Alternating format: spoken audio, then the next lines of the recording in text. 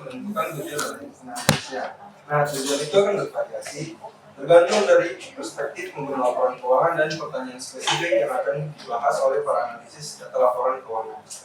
Namun tujuan utama analisis laporan keuangan itu adalah untuk memahami kondisi dan kinerja keuangan suatu perusahaan. Nah, dengan menggunakan berbagai alat analisis, seorang analisis dapat menilai profitabilitas, likuiditas, efisiensi operasional, struktur modal, serta prospek jangka panjang dari perusahaan. Nah, analisis ini membantu dalam proses pengambilan keputusan bagi kreditor, investor maupun manajemen keuangan. Lalu, kreditor kan pada akhirnya berkepentingan untuk kemampuan peminjam yang ada maupun calon peminjam untuk menentukan pembayaran bunga dan pokok atas dana pinjaman. Nah, ada beberapa pertanyaan yang biasa diajukan dalam analisis kredit yang biasa mencakup apa tujuan peminjaman, apa yang diungkapkan laporan keuangan mengenai alasan perusahaan mengajukan pinjaman atau membeli barang secara kredit. Lalu bagaimana struktur modal perusahaan, berapa banyak uang yang saat ini beredar dan seberapa baik utang tersebut telah dilunasi di masa lalu. Lalu ada juga apa yang akan menjadi sumber pembayaran utang dan seberapa baik perusahaan mengelola modal kerja atau apakah perusahaan menghasilkan kas dari operasi. Nah, untuk di bagian investor ini, investor mencoba untuk memperkirakan aliran pendapatan perusahaan di masa mendatang untuk memberi nilai pada sekuritas yang dipertimbangkan untuk dibeli atau dilikuidasi. Nah, analisis investasi itu biasa mengajukan pertanyaan seperti bagaimana akan kinerja perusahaan dan apa ekspektasi masa depannya, lalu seberapa besar risiko yang melekat dalam struktur perusahaan yang ada, dan juga seberapa sukses perusahaan bersaing di industrinya dan seberapa baik posisi perusahaan untuk mempertahankan atau meningkatkan posisi kompetitifnya. Nah, sedangkan untuk analisis laporan keuangan dari sudut pandang manajemen itu berkaitan dengan semua pertanyaan yang telah diajukan oleh investor maupun kreditor. Karena kelompok pengguna ini harus terpuaskan agar perusahaan dapat memperoleh modal sesuai kebutuhan. Dan manajemen juga harus mempertimbangkan karyawannya, masyarakat umum, regulator, dan pers keuangan. Lalu setelah membahas tujuan dari analisis tadi, sekarang ada sumber informasi dari analisis laporan keuangan. Yang mana dalam melakukan analisis ada beberapa sumber, yaitu ada process statement atau dokumen resmi, yang mana berisi informasi tentang tata kelola perusahaan, kompensasi manajemen, serta isu yang akan diputuskan dalam rapat pemegang saham. Lalu ada laporan auditor, yaitu adalah bagian dari laporan tahunan yang menjelaskan opini independen mengenai kewajaran laporan keuangan yang disusun sesuai dengan prinsip akuntansi yang berlaku. Dan ada MD&A, yaitu Management Discussion and Analysis, yang mana bagian dari laporan tahunan yang menjelaskan kondisi keuangan serta hasil operasi, sumber daya likuiditas, serta risiko dan prospek masa depan. Lalu ada jadwal tambahan, yang mana rincian tambahan yang memperluas pemahaman atas laporan keuangan. Misalnya ada data segmen atau penjelasan tertentu. Lalu ada Form 10K and Form 10Q, yang mana dokumen tahunan dan kuartalan yang diajukan kepada SEC, yaitu perusahaan publik di Amerika Serikat yang berisi tentang data-data keuangan dan compliance. Lalu berikutnya ada tools and teknik. Nah, alat dan teknik yang biasa digunakan dalam menganalisis laporan keuangan itu ada beberapa, diantaranya adalah laporan keuangan common size, yang mana ini menampilkan setiap pos dalam bentuk persentase dari total. Nah, dengan cara ini, perbandingan antar tahun atau antar perusahaan dalam industri menjadi lebih mudah dilakukan. Dan yang kedua yaitu key financial ratio yang terdiri dari 5 kategori. Itu ada liquidity ratio yang mengukur kemampuan perusahaan memenuhi kebutuhan kas jangka pendek, activity ratio yang mengukur efisiensi pengelolaan aset, leverage ratio yang mengukur sejauh mana perusahaan menggunakan pendanaan utang relatif terhadap ekuitas, serta kemampuan menutup beban tetap. Lalu ada profitability ratio yang mengukur kinerja keseluruhan perusahaan serta efisiensi penggunaan sumber daya. Dan yang terakhir market ratio yang mengukur pengembalian bagi pemegang saham serta nilai yang diberikan pasar pada saham perusahaan. Nah, meskipun rasio keuangan ini sangat berguna sebagai alat analisis, rasio ini memiliki keterbatasan, yang mana lebih cocok digunakan sebagai alat penyaring awal atau screening tools, bukan sebagai jawaban akhir. Nah, dalam liquidity ratio ada beberapa rumus. Yang pertama yaitu ada current ratio, yang dimana current asset dibagi current liabilities. Nah, ini gunanya untuk menentukan bagaimana kemampuan perusahaan dalam memenuhi kewajiban jangka pendeknya dengan menggunakan aktiva lancar yang dimilikinya. Lalu ada quick asset ratio. Nah, ini berguna untuk ini versi lebih ketat dari yang current ratio. Hanya saja ini mengeluarkan persediaan yang biasanya merupakan aset lancar yang paling tidak liquid. Lalu ada cash flow liquidity, yang mana mengukur likuiditas jangka pendek dengan memasukkan arus kas dari aktivitas operasi sebagai sumber likuiditas. Nah, lalu selanjutnya ada average collection period, yang mana ini adalah rata-rata hari untuk menagih piutang. Lalu ada days inventory hold, yang mana ini adalah rata-rata hari untuk menjual persediaan. Days payable outstanding adalah rata-rata hari untuk membayar pemasok. Lalu yang terakhirnya dalam liquidity ratio ada cash conversion cycle atau net rate cycle, yang mana ini menunjukkan hari-hari dalam siklus operasi normal atau siklus konversi kas suatu perusahaan. Nah, selanjutnya ada activity ratio. Yang pertama dalam activity ratio itu ada akun receivable turnover, yang mana menunjukkan berapa kali piutang ditagih dalam setahun. Lalu yang kedua ada inventory turnover, yang mana mengukur efisiensi perusahaan dalam mengelola dan menjual persediaan. Yang ketiga ada account payable turnover, yang mana mengukur seberapa cepat perusahaan dalam membayar pemasok. Dan ada fixed asset turnover, yang mana mengukur efisiensi perusahaan dalam penggunaan aset tetap. Dan yang terakhir ada total asset turnover, yang mengukur efisiensi perusahaan dalam penggunaan semua aset. Nah, selanjutnya masuk ke leverage ratio. Yang pertama itu adalah debt ratio, yang mana menunjukkan proporsi aset yang dibiayai dengan utang. Lalu long term debt atau total capitalization, yang mana mengukur seberapa besar utang jangka panjang dalam struktur modal. Dan debt to equity, yang mengukur tingkat ketergantungan pada utang dibanding modal pemegang saham. Next. Lalu selanjutnya ada times interest earn, yang mengukur kemampuan dalam menuntut bunga dengan laba operasi.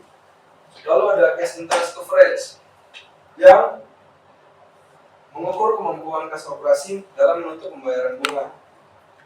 Setelah itu ada fixed charge coverage, yang lebih luas daripada time interest earn karena memasukkan beban sewa. Lalu yang terakhir ada cash flow adequacy, yang mengukur seberapa sering pengeluaran modal, pembayaran utang, dan dividen tunai yang ditutup oleh arus kas operasional.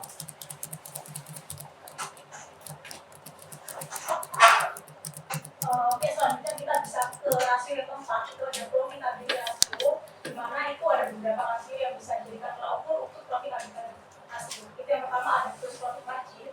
Jadi gross profit margin ini akan mengukur seberapa besar laba total yang diperoleh perusahaan dari setiap penjualan setelah dikurangi dari harga pokok penjualan. Lalu untuk yang kedua itu ada operating profit margin, di mana itu adalah operating profit dibagi net sales. Gunanya untuk mengukur seberapa besar laba total yang diperoleh perusahaan dari setiap penjualan setelah dikurangi dengan harga pokok penjualan. Lalu yang ketiga itu ada net profit margin. Ini akan menunjukkan seberapa besar laba operasional yang dihasilkan perusahaan dari setiap penjualan setelah nanti akan dikurangi biaya operasional. Lalu untuk tahap yang keempat itu ada cash flow margin. Jadi dari cash flow margin itu untuk mengukur seberapa besar kas yang dihasilkan dari aktivitas operasi jika dibandingkan dengan penjualan bersih. Lalu untuk yang kelima itu ada return on total asset atau return on investment. Jadi nanti untuk rumusnya return kita akan dibagi dengan total asset. Nanti untuk mencari seberapa efisien perusahaan menggunakan aset atau investasinya yang dimiliki untuk menghasilkan laba bersih. Lalu ada return on equity atau ROE. Ini akan membandingkan net earning dengan stock on equity. Gunanya nanti untuk mengukur kemampuan perusahaan menghasilkan laba bersih dari modal yang diinvestasikan oleh pemegang saham. Lalu yang terakhir dari profitability ratio ini ada cash return on asset. Jadi untuk rasio ini untuk mengukur kemampuan perusahaan menghasilkan arus kas dari aktivitas operasi jika dibandingkan dengan total aset yang dimiliki. Lalu yang kelima, ini kita ada market rasio. Jadi untuk market rasio itu ada earning per share. Earning per share ini nanti didapatkan dari net earning dibagi average share of standing. Nanti dari earning per share ini akan menunjukkan pengembalian kepada pemegang saham biasa untuk setiap saham yang dimiliki. Lalu untuk tolak yang kedua itu ada price to earning ratio. Nanti di price to earning ratio ini akan menilai seberapa tinggi investor sehingga membayar untuk setiap ₹1 laba yang dihasilkan oleh perusahaan. Untuk yang ketiga itu ada dividend payout ratio. Nanti untuk dividend payout ratio ini akan menunjukkan persentase laba bersih yang diberikan kepada pemegang saham dalam bentuk dividen. Kalau yang keempat, terakhir itu ada dividen yield. Ini untuk menunjukkan tingkat yang diperoleh pemegang saham dari dividen yang relatif terhadap harga saham itu. Ini buat gambaran dari besarnya. Jadi dari financial statement analysis itu tadi ada 5 seperti yang sudah dijelaskan di tadi. Itu ada likuiditas, nanti akan mengukur dari secara jangka pendek dan juga bagaimana likuiditas dengan aset lancar. Kalau yang kedua itu ada leverage, itu nanti akan mengukur bagaimana perusahaan mengcover utangnya. Lalu yang ketiga itu ada operating efficiency. Tapi yang tadi kita jelaskan itu net liquidity ratio, harusnya sama aja. Ini mengenai aset manajemen dari perusahaan. Lalu nanti ada profitability, itu nanti bakal melihat dari margin dan juga return. Lalu yang kelima itu ada market measure yang tadi sudah dijelaskan juga terkait dengan rasio pasar menilai perusahaan. Selanjutnya kita akan menganalisis mengenai PT Gedi Lever dari setiap rasio. Nah, untuk yang dari liquiditasnya itu kan untuk jangka pendeknya. Yang mana kalau dari current ratio tadi itu PT Unilever menunjukkan tren yang menurun dari tahun 2022 ke 2024. Nah, ini berarti kemampuan perusahaan untuk current liabilities dengan current asset terus menurun. Nah, kondisi ini tergolong buruk karena rasio yang semakin rendah mengindikasikan bahwa risiko likuiditas jangka pendek itu meningkat dari tahun ke tahun. Lalu yang untuk quick or asset test ratio, yang mana menunjukkan tren menurun juga, yang berarti kemampuan perusahaan menutup kewajiban lancar dengan aset yang paling liquid semakin menurun. Kondisi ini juga termasuk tergolong buruk karena risiko likuiditas jangka pendek perusahaan itu meningkat dari tahun sebelumnya ke tahun sebelumnya. Lalu pada yang cash flow liquidity ratio itu PT Unilever Indonesia menunjukkan tren menurun juga. Nah, ini kemampuan perusahaan dalam menutup kewajiban lancar dengan arus kas operasi semakin menurun. Ini termasuk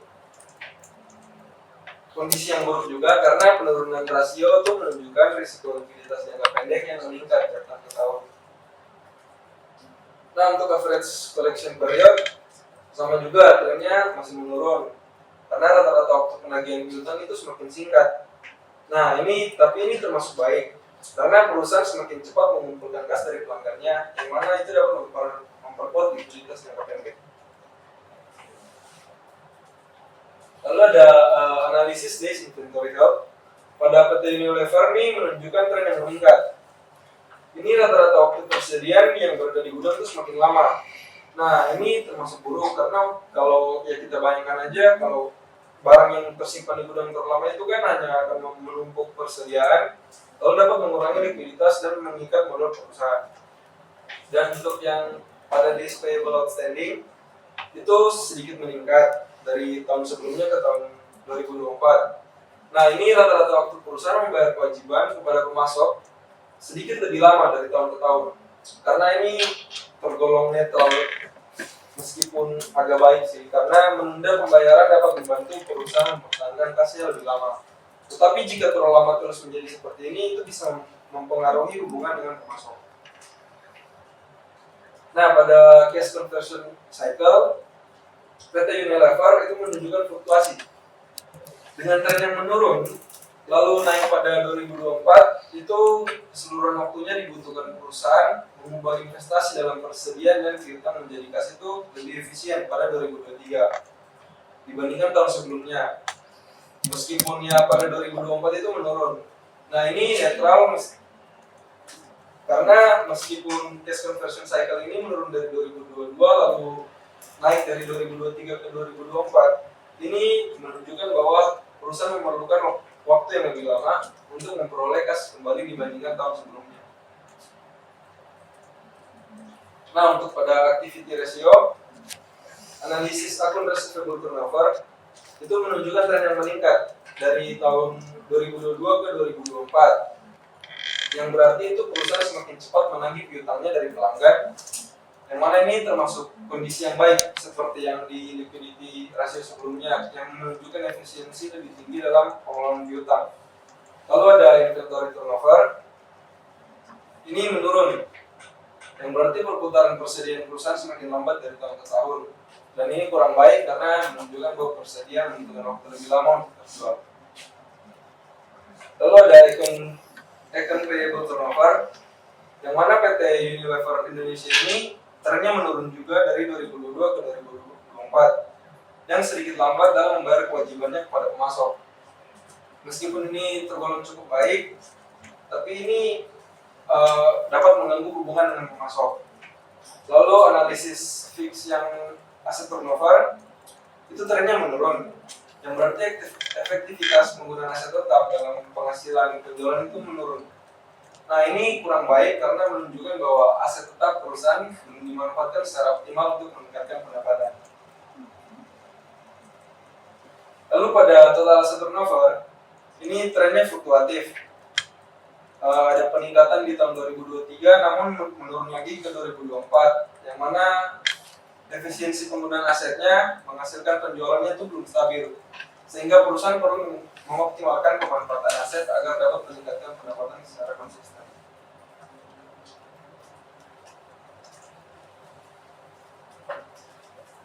Selanjutnya kita ke analisis PT Unilever yang ketiga, itu ada reference rasio. Jadi nanti yang pertama itu ada rasio. Sesuai dengan analisis kami, jika PT Unilever Indonesia ini menunjukkan tren yang meningkat dari 2022 sampai 2024. Berarti proporsi pendanaan perusahaan ini berasal dari utang semakin besar. Kondisi ini dianggap kurang baik karena menunjukkan peningkatan risiko keuangan dan ketergantungan perusahaan terhadap pihak kreditur. Ada kedua, itu ada analisis mengenai long term debt to total capital ratio, di mana PT Unilever ini menunjukkan tren yang meningkat dari tahun 2022 sampai 2024. Ya berarti proporsi pendanaan pajak yang berasal dari usaha semakin besar jika dibandingkan dengan portfolio mereka sendiri. Kondisi ini juga dapat dikatakan tergolong kurang baik karena meningkatnya leverage dari risiko keuangan perusahaan dalam jangka panjang. Untuk yang ketiga itu kita ada analisis debt to equity. Jadi nanti akan membandingkan total liabilities dengan stock harga swap equity. Jadi rasio PT Unilever Indonesia ini menunjukkan tren yang meningkat dari 2022 sampai 2024, yang berarti proporsi utang terhadap modal mereka semakin tinggi. Kondisi ini juga sama tergolong kurang baik, yang menunjukkan ketergantungan perusahaan lebih besar pada pembiayaan utang, sehingga nanti akan meningkatkan risiko keuangan dan juga beban bunga di masa depan. Kalau untuk yang keempat itu ada arbitrase market, di mana PT Unilever Indonesia sama tren yang menurun, dan berarti nanti kemampuan perusahaan dalam menutupi beban bunga dari level operasional semakin lemah. Kondisi ini juga dapat dikatakan kurang baik karena menunjukkan penurunan kepala laba operasional dalam memenuhi kewajiban bunga, sehingga nanti dapat berpotensi risiko keuangan perusahaan yang berkembang. Lalu ada mengenai analisis cash interest coverage, di mana PT Unilever Indonesia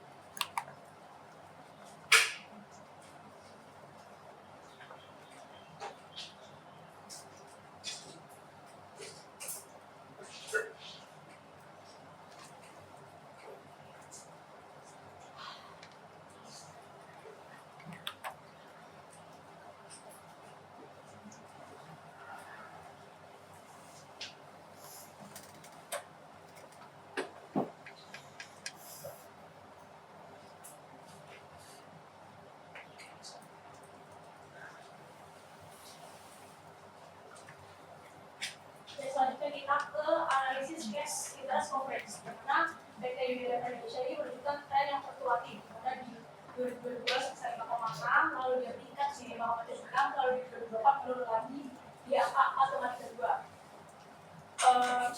Ini menunjukkan bahwa kemampuan perusahaan dalam menutupi beban bunga dari arus kas operasional masih belum stabil, sehingga perusahaan perlu menjaga arus kas agar tetap kuat untuk memenuhi kewajiban bunga secara konsisten. Lalu itu ada analisis fixed cash coverage, di mana PT Unilever Indonesia menunjukkan yang fluktuatif juga dengan peningkatan pada 2023 namun kembali turun di 2024. Di sini menunjukkan bahwa perusahaan dalam menutupi beban sempat membaik namun kembali melemah, yang indikasikan perlunya pengendalian biaya dan peningkatan efisiensi operasional agar kemampuan memenuhi kewajiban tetap dapat terjaga. Lalu ini ada analisis cash flow efisiensi, di mana nanti PT Unilever Indonesia ini menunjukkan tren yang menurun dari 2022 sampai 2024 yang menunjukkan kemampuan kas operasi perusahaan untuk memenuhi kebutuhan investasi dan juga kewajiban jasa pangganya semakin berkurang. Kondisi ini juga dapat dikatakan terus membaik karena menunjukkan bahwa arus kas operasional belum cukup untuk mendanai pengeluaran sosial dan kewajiban jasa pajak tanpa mengadakan sumber pendanaan eksternal. Lalu selanjutnya kita ke rasio yang keempat, itu mengenai profitability rasio. Jadi profitability rasio itu ada gross profit margin, di mana pada PT Unilever Indonesia menunjukkan tren yang fluktuatif di 2022 senilai 46%, di 2023 dia meningkat sebesar 50%, lalu menurun lagi menjadi 48%. Kondisi ini dapat menunjukkan kemampuan perusahaan dalam menghasilkan laba kotor itu sempat membaik, namun kembali melemah di 2024. Kemungkinan bisa terjadi karena kenaikan biaya produksi atau penyesuaian harga jual untuk mempertahankan biaya selling pasar. Yang kedua itu ada analisis operating profit margin. Jadi pada PT Unilever Indonesia ini menunjukkan tren menurun dari 17% ke 16% sampai ke 13% di tahun 2024. Pada hal ini menunjukkan perusahaan dalam menghasilkan laba dari kegiatan operasionalnya semakin melemah. Kondisi juga dapat dikatakan kurang baik karena menunjukkan peningkatan beban operasional atau tekanan biaya yang mengurangi kemampuan perusahaan untuk mempertahankan profitabilitas dari aktivitas utamanya. Selanjutnya kita ke analisis net profit margin pada PT Unilever. Dia juga menunjukkan tren menurun, yang berarti kemampuan perusahaan dalam menghasilkan laba bersih dari penjualan juga turun. Kondisi ini juga kurang baik karena menunjukkan adanya tekanan terhadap profitabilitas perusahaan. Kemungkinan dapat diakibatkan dari beban biaya atau penurunan efisiensi operasional. Lalu ada analisis cash flow margin pada PT Unilever menunjukkan tren yang menurun juga, dan berarti proporsi arus kas operasional terhadap penjualan semakin kecil. Kondisi ini juga dapat dikatakan kurang baik karena menunjukkan bahwa kemampuan perusahaan untuk menghasilkan dari aktivitas operasional yang menurun, sehingga dapat membatasi fleksibilitas keuangan dan kemampuan pendanaan internal. Selanjutnya kita pada analisis collaterally, itu juga menurun, yang berarti efektivitas perusahaan dalam menjalankan aset untuk menghasilkan laba semakin menurun. Dikatakan kurang baik karena perusahaan belum dapat memanfaatkan secara optimal peningkatan profitabilitasnya. Lalu ada analisis mengenai return on equity atau ROE, di mana PT Unilever ini menunjukkan tren yang meningkat, berarti kemampuan perusahaan dalam menghasilkan laba dari investasi ini semakin tinggi. Kondisi ini dapat dikatakan baik karena menunjukkan peningkatan efisiensi penggunaan ekuitas dalam menghasilkan keuntungan bagi pemegang saham. Selanjutnya yang terakhir pada profitability rasio itu ada analisis mengenai cash return on asset, di mana PT Unilever ini menunjukkan tren yang buruk.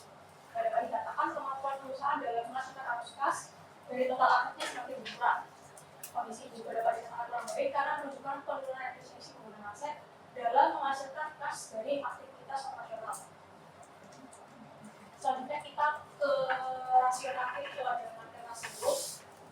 Salah satunya itu ada earning per share. Jadi pada per share PT Unilever ini menunjukkan tren yang menurun, dan dapat dikatakan laba bersih yang diperoleh untuk setiap lembaga saham semakin kecil. Kondisi ini juga dapat dikatakan kurang baik karena menunjukkan penurunan kinerja profitabilitas perusahaan yang berdampak pada potensi imbal hasil bagi para pemegang saham. Untuk selanjutnya itu ada analisis price to earning ratio. Jadi pada PT Unilever ini menunjukkan tren yang menurun juga, yang berarti harga pasar perusahaan relatif terhadap laba sahamnya semakin rendah. Kondisi ini dapat diartikan positif bagi investor karena menunjukkan valuasi saham yang lebih menarik, namun juga bisa mencerminkan menurunnya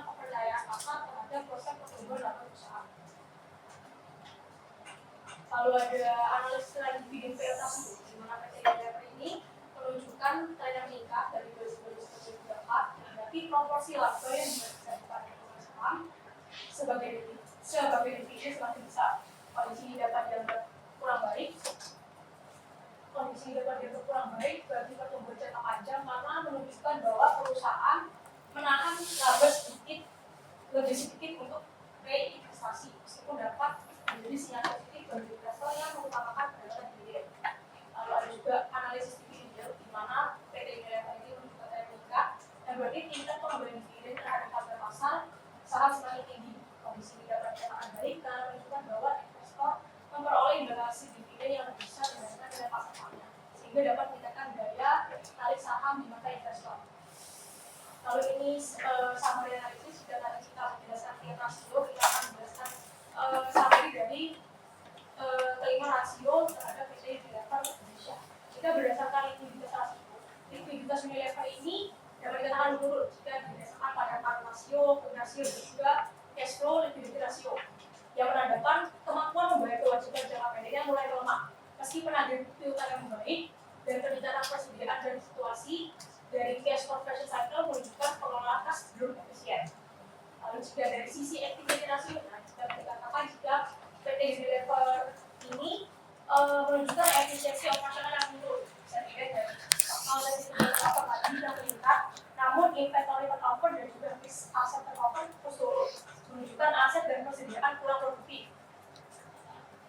Lalu total aset turnover yang fluktuatif menandakan pemanfaatan aset yang belum terlalu optimal. Lalu kita ke rasio yang ketiga, itu adalah leverage rasio, di mana struktur modal yang lebih berisiko pada rasio juga long term debt capitalization dan juga debt to equity meningkat, sementara kemampuan wujud bunga yang tadi kita dapatkan dari tarif interest itu terus turun. Arus kas operasi juga belum dapat cukup untuk membayar kewajiban jangka panjang. Lalu ini untuk summary dari rasio yang keempat, itu adalah profitability rasio, di mana penurunan margin laba, ROA dan juga cash flow margin menunjukkan kinerja operasional dan profitabilitas yang semakin melemah. Sementara kenaikan ROE terjadi karena pengaruhkan peningkatan laba sebenarnya, sehingga kondisi ini kurang sehat secara finansial. Lalu untuk market rasio yang kinerja pasarnya dapat dikatakan melemah dengan turunnya FIS dan juga P rasio, menandakan penurunan kepercayaan investor. Namun dividen payout dan dividen yieldnya meningkat, sehingga dapat dikatakan menarik bagi investor yang fokus pada pendapatan dividen, meski berpotensi mengurangi dana untuk ekspansi.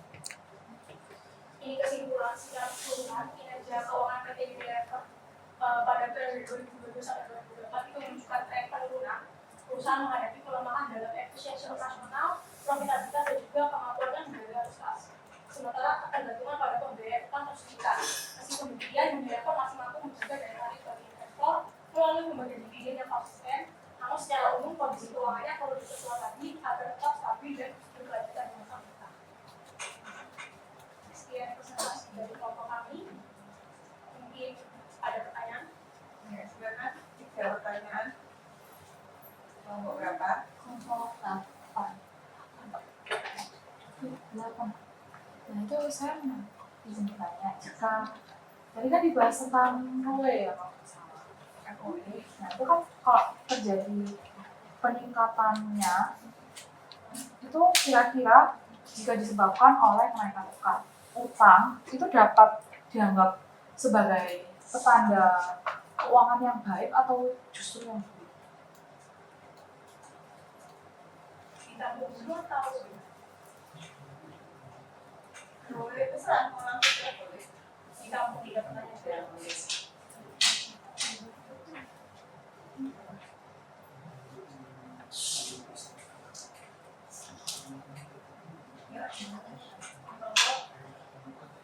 Sana dulu. Kelompok berapa?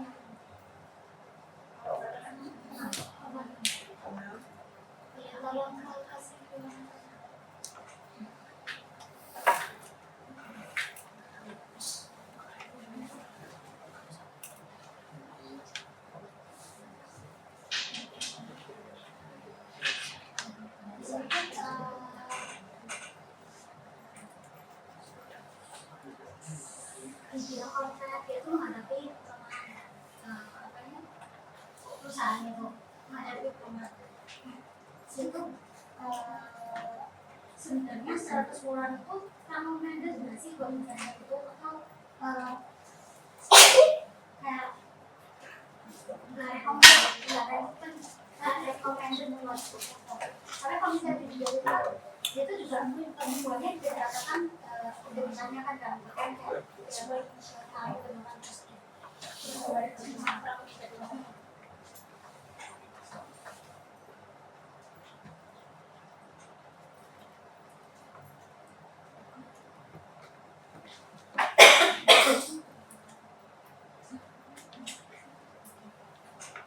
Terus dari mulai konsep ya.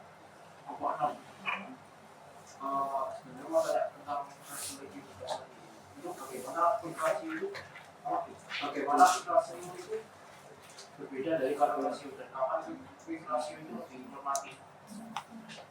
Bagaimana aplikasi ini berbeda dengan Kalkulasi terus kapan aplikasi itu lebih informatif? aplikasi lebih Informatif. informatif.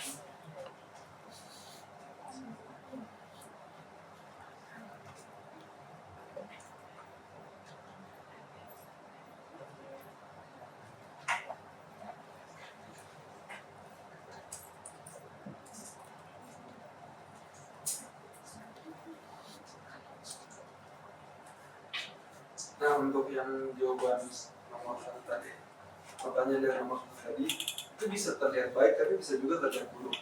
Nah, itu bisa terlihat baik jika efisiensi modal itu meningkat, yang mana dengan tambahan utang, itu PT Unilever bisa memperluas usaha tanpa menambah modal pemegang saham. Nah, jika hasil dari penggunaan utang yang lebih besar dari bunga yang harus dibayar, maka return on equity-nya itu akan meningkat secara sehat. Tapi jika kenaikan return on equity-nya tadi itu hanya akibat utang yang berlebih tanpa peningkatan laba, maka itu adalah hal yang buruk. Karena itu dapat menandakan bahwa resiko keuangan itu meningkat, namun return on equity-nya itu tidak bisa berlanjut seperti yang tadi. Apakah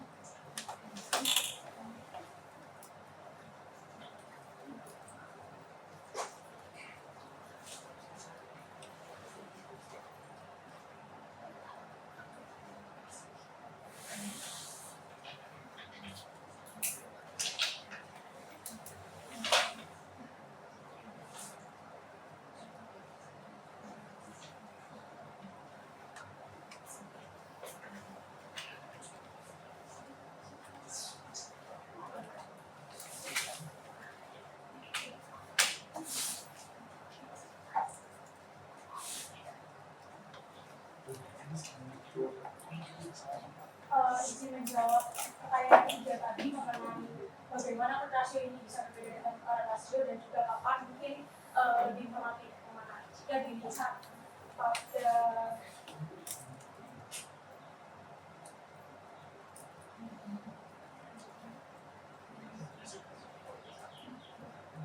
bisa dilihat di rumusnya jika rasio ini akan membandingkan aset dengan liabilitas, sedangkan untuk quick or asset rasio ini akan mengurangi dulu antara aset dan inventory lalu akan diganti dengan liabilitas. Jadi perbedaannya itu dapat dikatakan jika rasio ini mengukur kemampuan perusahaan membayar kewajiban APD dengan seluruh aset pajak. Tapi berbeda dengan rasio, jadi mempertimbangkan aset mana yang paling liquid, yaitu biasanya itu cash, obligasi dan juga berita, tanpa memasukkan kesediaan. Jadi kesediaannya memang dikurangi dulu untuk mencari aset mana dari perusahaan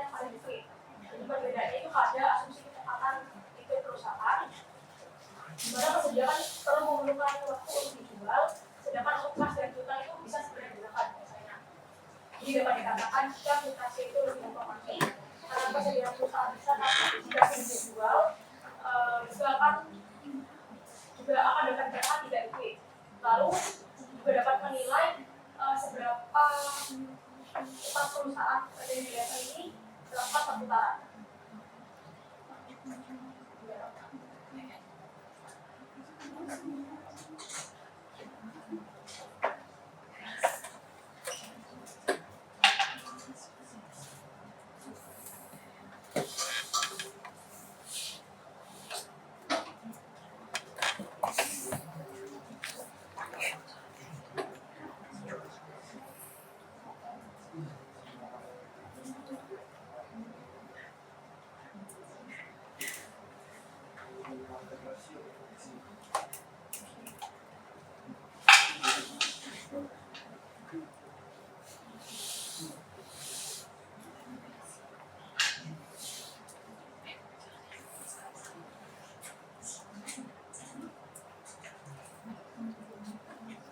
Nah, ini mau coba jawab untuk pertanyaan nomor 2 tadi.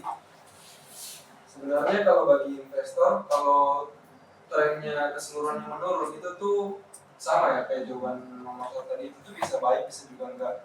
Seperti yang tadi ada contohnya di market ratio. Nah, kalau pada earning per share-nya itu menurun, itu tuh kondisinya tuh kurang baik bagi perusahaan dan potensi bagi pemegang saham juga itu kurang baik. Tapi kalau yang price to earning-nya menurun, itu positif bagi investor untuk valuasi saham itu lebih menarik. Meskipun sebenarnya perusahaan mengalami tren penurunan.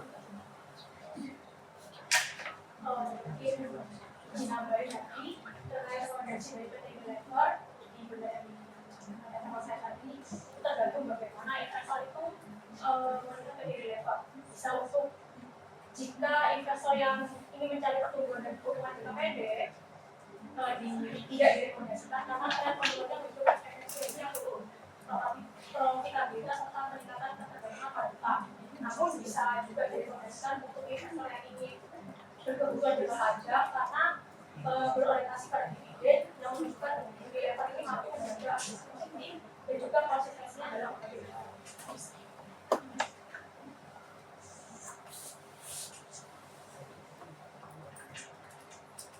Ada lagi? Aku mau nanya, misal sebuah perusahaan itu net profit marginnya tahun ini naik, apakah earning per share yang didapatkan untuk investor pasti naik juga atau enggak?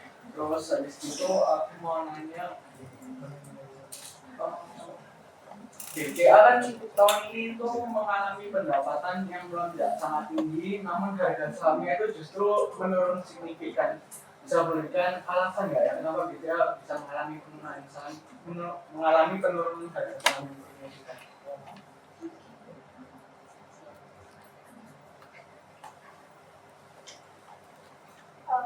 Pertanyaannya tadi yang pertama itu jika misalnya perusahaan yang profit marginnya naik, apakah akan berpengaruh pada EPS-nya naik apa tidak? Lalu yang kedua, EPS pasti naik atau enggak? ya EPS pasti naik apa enggak? Lalu yang kedua itu salah satu contohnya itu ada perusahaan BCA, mereka itu profitnya naik tapi harga sahamnya turun, itu penjelasan alasannya.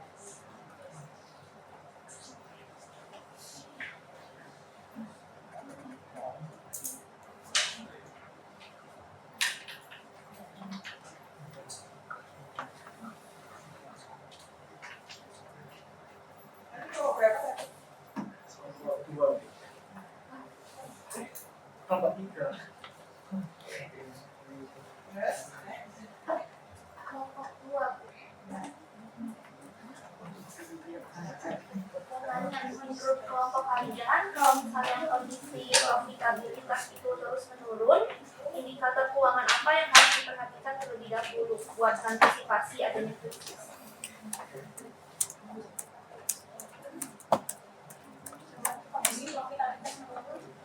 Indikator keuangan apa yang harus diperhatikan terlebih dahulu buat antisipasi krisis?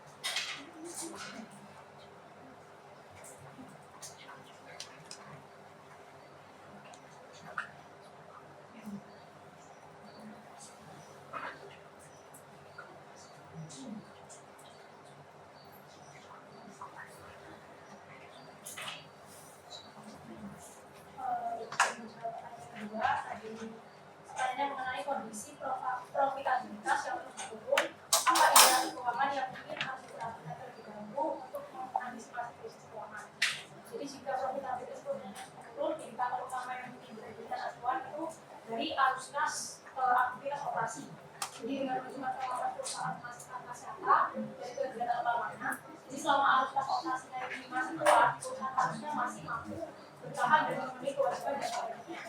Namun jika misalnya labanya ini menurun, serta juga penurunan arus kas operasi, itu bisa menjadi tanda awal hasilnya terjadi kecemasan. Nah, lalu untuk yang pertama tadi, jika itu bisa sebenarnya bisa net profit makin naik itu earning persennya bisa naik, tapi juga bisa turun.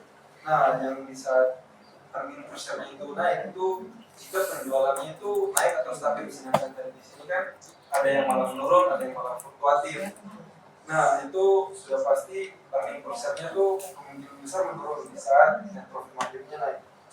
Itu karena juga penjualannya tuh ada yang dari contoh analisisnya ada yang turun drastis, ada yang fluktuatif, maksudnya enggak terus-menerus naik. Jadi kalau mau dari kelompok kami itu kami menjawab bahwa untuk di kasus ini net profit marginnya naik, tapi earning persennya tidak bisa juga naik dengan melihat kondisi PT Unilever dari tahun 2022 hingga 2024.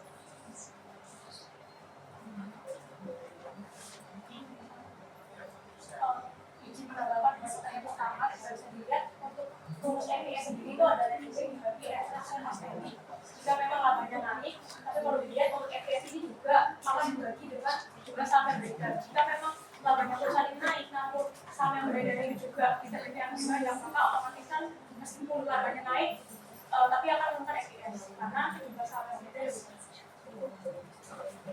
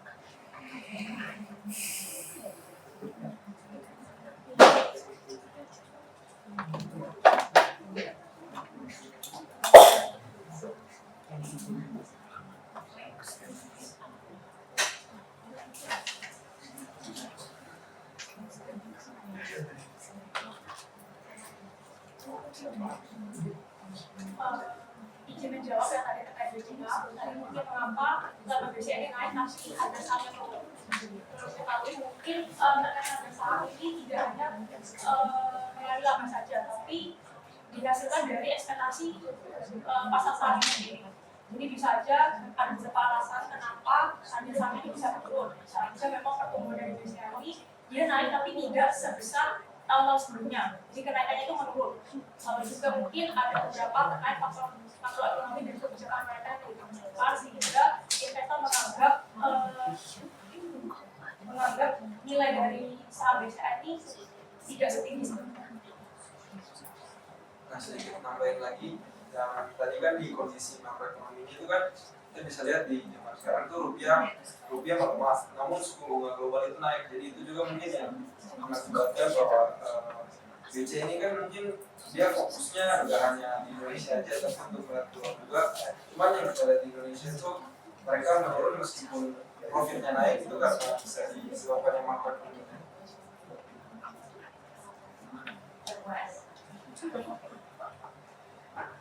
Ganti.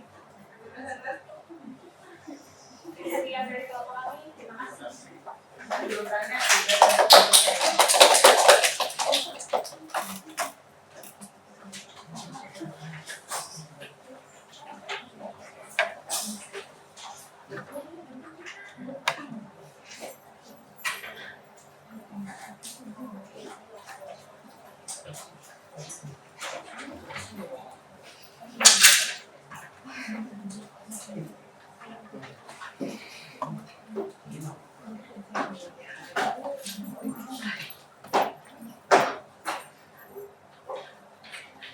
Shell. Oh, di sini.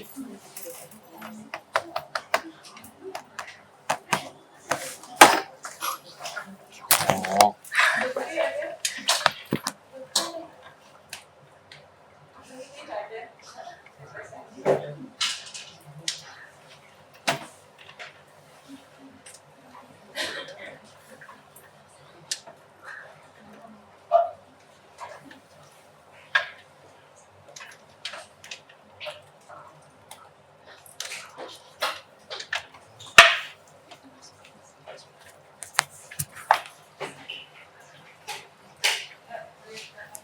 Jadi kami dari kelompok pengembangan dan dosen yang materi sama tentang analisis terus pakai spesifikasi analisis saya dari kita dari Dina.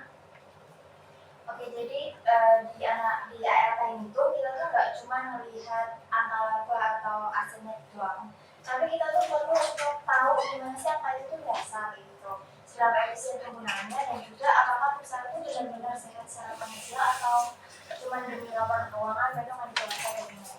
Jadi makanya hari ini kita ngebahas tentang analisis rasio. Apa sih itu rasio? Jadi rasio itu membantu menyederhanain data keuangan yang kompleks itu jadi ringkas supaya investor atau para analis itu bisa menilai kinerja, kesehatan, dan juga risiko perusahaan secara lebih sederhana kayak gitu. Nah, rasio ini tuh digunakan untuk tiga hal penting. Yang pertama untuk trend analisis itu untuk melihat perubahan kinerja antar periode. Lalu untuk benchmarking itu untuk membandingkan kinerja perusahaan kita sama perusahaan yang sama industrinya gitu. Terus juga ada early warning system itu untuk mendeteksi potensi masalah kayak penurunan margin, peningkatan leverage, dan juga kebutuhan yang macet. Nah, menurut sumber yang sama-sama UNAS itu ada 3 pendekatan utama yang dipakai dalam analisis laporan keuangan. Itu ada komparatif, itu horizontal analysis, itu tuh ngebandingin laporan keuangan antar periode.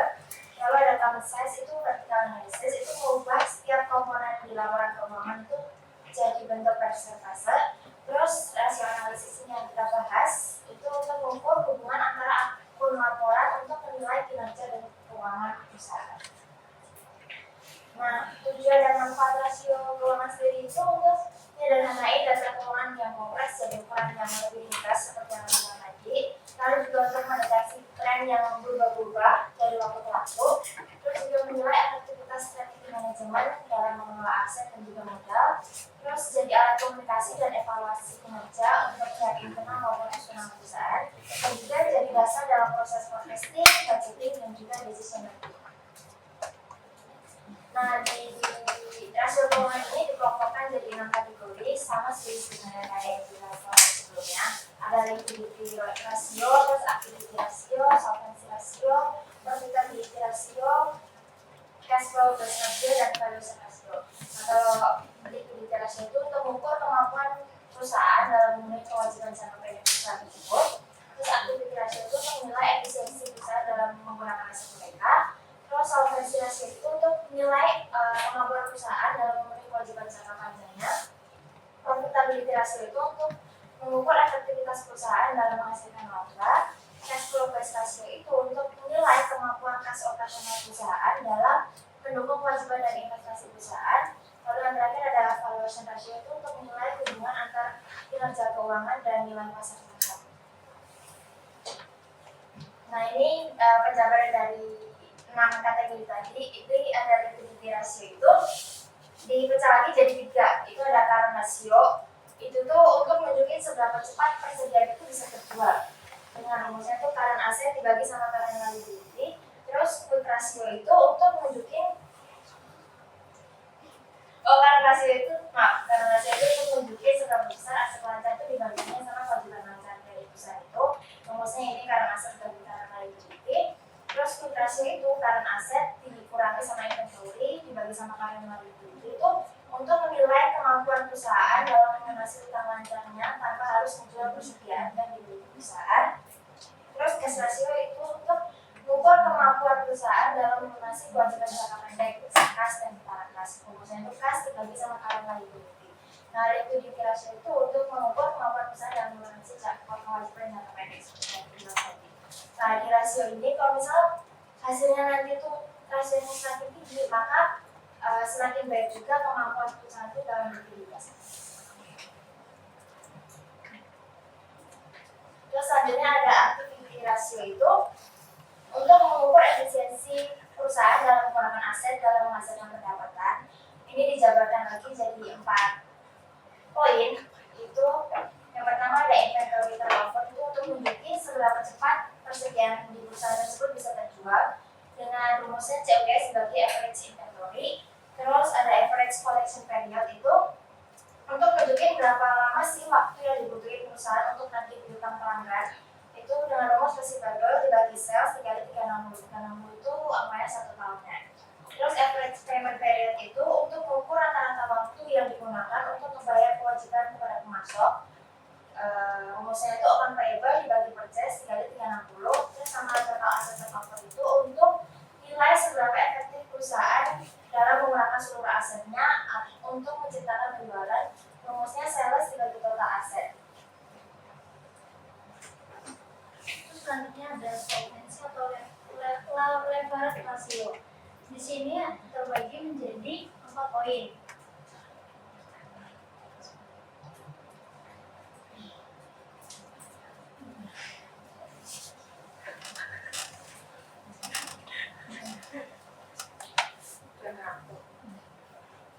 Yang pertama itu ada debt to asset ratio. Di sini itu menggambarkan seberapa besar aset dibiayai dengan utang. Nah, itu rumusnya total liabilities dibagi total aset. Yang kedua ada debt to equity ratio. Itu menunjukkan keseimbangan antara modal sendiri dan utang. Rumusnya total liabilities dibagi equity. Terus yang ketiga ada times interest internal atau TIE. Itu artinya mengukur kemampuan perusahaan membayar bunga utang. Rumusnya EBIT dibagi interest expense. Yang keempat ada gearing ratio, itu mengukur proporsi utang terhadap total modal atau utang dijumlah dengan ekuitas. Jadi misal jika hasilnya menurun dari tahun ke tahun, berarti pusat keuangan perusahaan semakin kuat dan risiko gagal bayarnya makin rendah. Terus yang selanjutnya ada profitability ratio. Di sini terbagi menjadi 6 rasio utama, yaitu gross profit margin. Ini dia menunjukkan efisiensi pengendalian harga pokok produksi. Rumusnya itu gross profit dibagi sales. Terus yang kedua ada operating profit margin. Itu menggambarkan efisiensi biaya operasional. Rumusnya itu EBIT dibagi sales. Terus yang ketiga ada net profit margin. Itu mencerminkan keuntungan bersih dari total penjualan. Rumusnya net income dibagi sales. Yang keempat ada return on asset, menunjukkan seberapa efektif aset menghasilkan laba. Rumusnya net income dibagi total aset. Terus yang kelima return on equity, itu menunjukkan pengembalian pemegang saham. Rumusnya net income dibagi equity. Yang terakhir ada return on investment capital. Itu tuh untuk mengukur sejauh mana modal yang diinvestasikan menghasilkan laba bersih operasional. Terus selanjutnya ada cash flow atau business ratio. Di sini terbagi 3 rasio utama. Yang pertama ada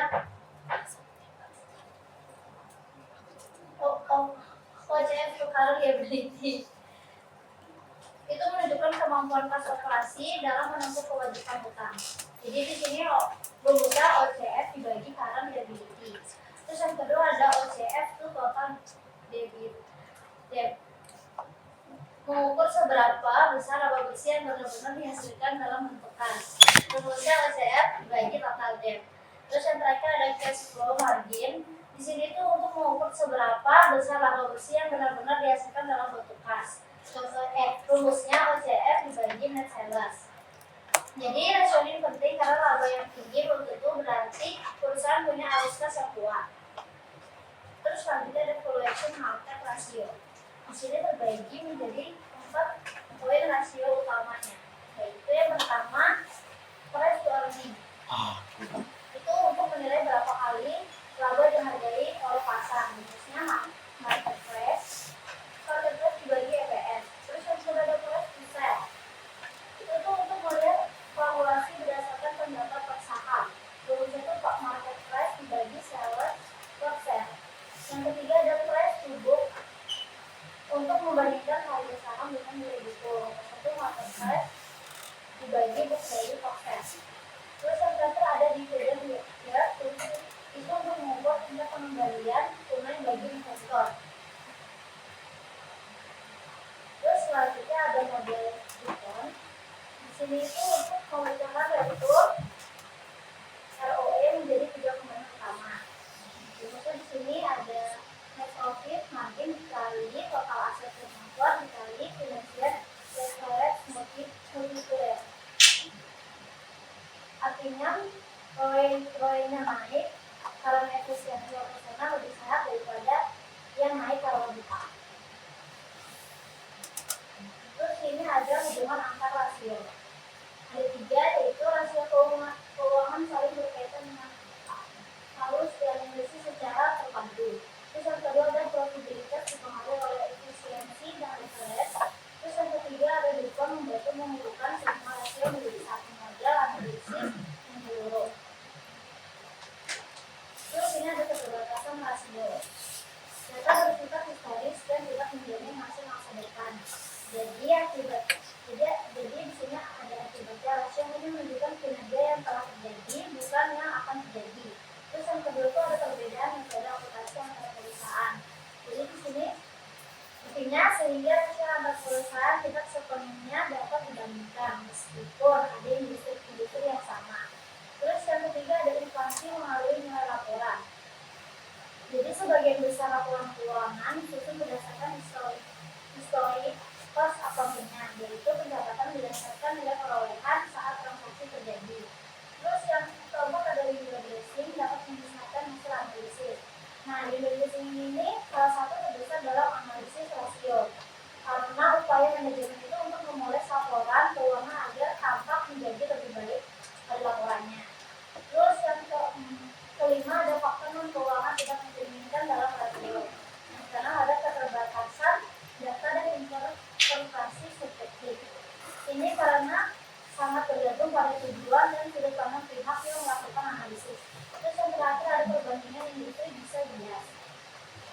Terus kesimpulan dari materi ini, analisis rasio bukan tujuan akhir, melainkan alat penting untuk memahami efektivitas strategi, kesehatan keuangan dan alat pertumbuhan perusahaan.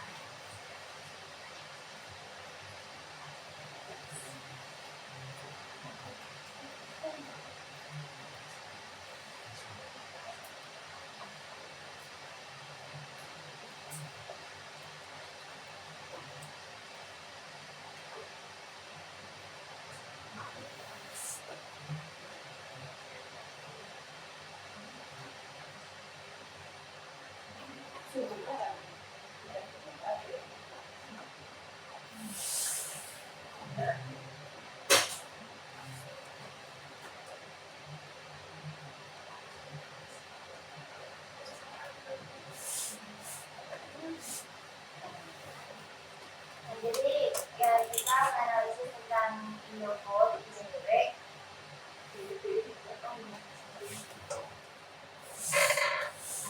Nah, untuk kreditnya itu secara rasio untuk di tahun ini ada kenaikan dari tahun 2022 ke 2024 dari yang 3,09 jadi ke 4,08. Ini tuh artinya kenaikan ini tuh kita jadi tahu kalau ICBP itu punya kemampuan yang semakin kuat lah untuk memenuhi kewajiban jangka pendeknya. Kayak aset negara kayak kas, piutang dan persediaan mereka itu tumbuh cepat gitu dibanding kewajiban negaranya. Terus untuk yang quick rasio ini, mereka juga ada kenaikan dari yang 2022 ini kan 2,38, terus jadi di 2024 ini ada 3,4. Itu tuh kita jadi bisa lihat kalau ICBP itu punya aset mancer yang liquid lah, dibilang kayak kas dan piutang dibandingin kewajiban jangka pendeknya. Ini tuh menunjukkan kalau misal tanpa menjual stok barang mereka, ICBP ICBP ini masih bisa bayar seluruh kewajiban lancarnya gitu. Lalu untuk bagian aktivitinya, untuk yang inventory turnover ini ada kenaikan juga dari 6,029 di 2022 naik ke 6,474 di 2024. Ini tuh nunjukin kalau misalnya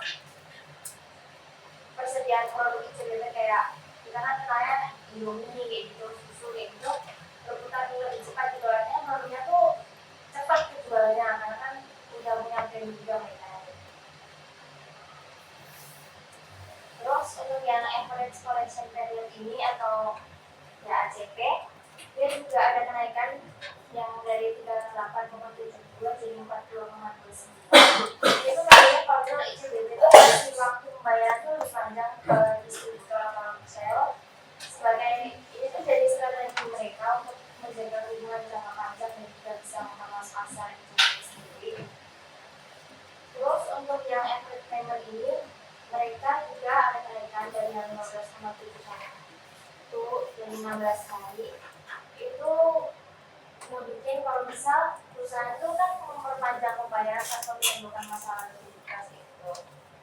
Jadi perusahaan bayar memasuk sedikit lebih lambat itu tuh jadi strategi yang bagus untuk menurut ICBP untuk menjaga kas tanpa harus mengorbankan hubungan dengan vendor. Terus untuk TATO atau total asset turnover-nya mereka juga ada kenaikan sedikit dari 0,56 jadi 0,577. Ini artinya ICBP itu berhasil meningkatkan pendapatan lebih cepat daripada pertumbuhan asetnya sendiri. Terus untuk di bagian debt, di debt ratio ini mereka ada penurunan dari 50,24% di 2022 sampai ke 46,90%. Ini tuh bagus karena perusahaan tuh ngandalin modal sendiri lebih besar. ICBP lebih ngandalin modalnya gitu. Terus untuk debt equity ratio-nya mereka juga ada menurun dari 1,06 jadi 0,87. Ini tuh artinya ICBP itu enggak yang ICBP itu tergantung risiko terhadap utang itu makin kecil, jadi mereka enggak yang terlalu bergantung sama utang karena kan tadi mereka lebih bergantung sama utang. Jadi mereka lebih mandiri secara finansial bisa dibilang seperti itu.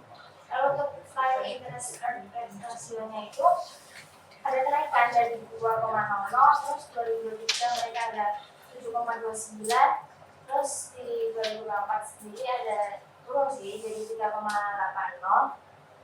Ini tuh nadain kalau misal ICBP itu mampu untuk bayar bunga gitu. Di 2023 ini meningkat kan dari 2,0 jadi 7,29 itu kan cukup tinggi ya. Itu karena EBIT-nya itu naik secara signifikan tapi beban bunganya itu menurun. Tapi di 2024 ini turun lagi ke 3,8 itu karena akibat kenaikan beban bunganya sendiri. Lalu untuk di profitability untuk GPM atau gross profit margin-nya itu ada kenaikan dari 33% naik ke 37,4%.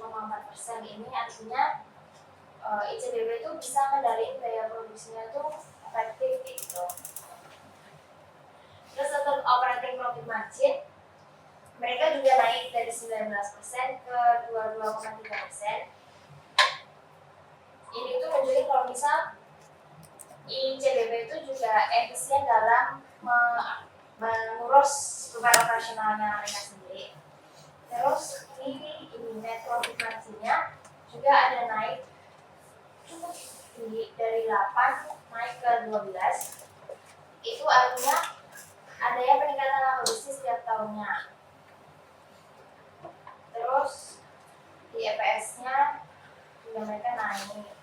Terus ROA-nya ini mereka juga ada naik yang cukup tinggi dari 4,97% jadi 7,1%. Ini tuh menunjukkan kalau misal si ICBP ini bisa gunain asetnya secara efisien. Terus untuk ROE-nya sendiri, ROE, mereka juga naik dari 9,96% jadi 13,5%. Itu menunjukkan kalau misal pengembalian terhadap pemegang saham di ICBP itu semakin besar. Terus kita pindah ke report analisisnya. Ini tadi ROA sama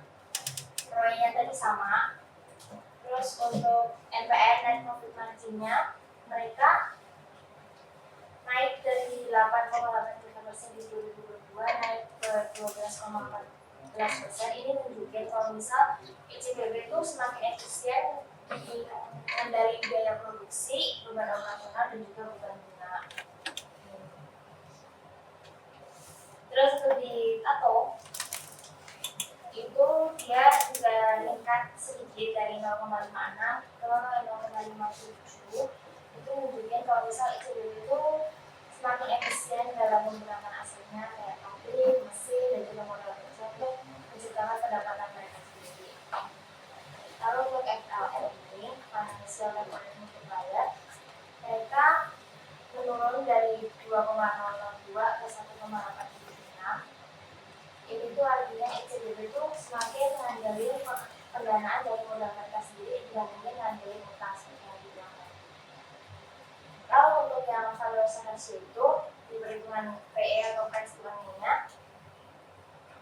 mereka dari yang 25,44 ini turun jadi 18,73. Ini tuh ya masih serentang lah dari 20 ke 18 itu. Mereka tunjukin kalau misal ICBP itu masih dipercaya sama investor kayak gitu.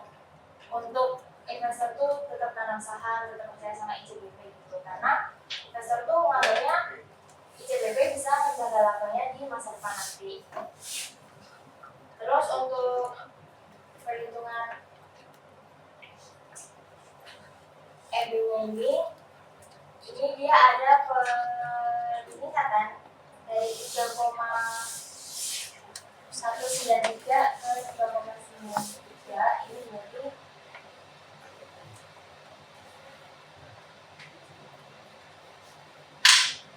sama harga sahamnya itu masih di rentang yang stabil, ada di 3 ke 2 gitu, nggak yang turun banget. Terus untuk yang dividen yang ini, mereka dari 2,15% ke 1,76 itu masih ada, masih di rentang yang sama. Ini menunjukkan kalau bisa ICBP itu punya kebijakan dividen yang konsisten. Itu tuh menunjukkan kalau bisa menyeimbangkan antara ekspansi bisnis dan juga pemegang saham itu worth it kayak gitu.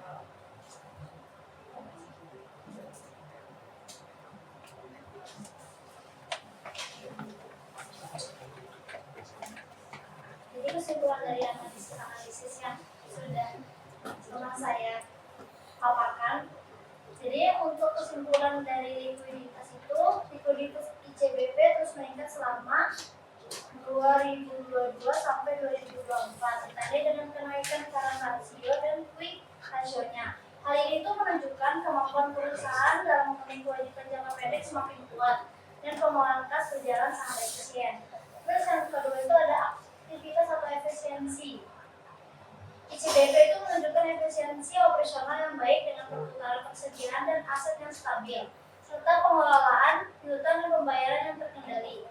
Peningkatan Tato menandakan aset dimanfaatkan secara optimal untuk menghasilkan penjualan yang lebih tinggi. Terus yang ketiga itu ada profitabilitas.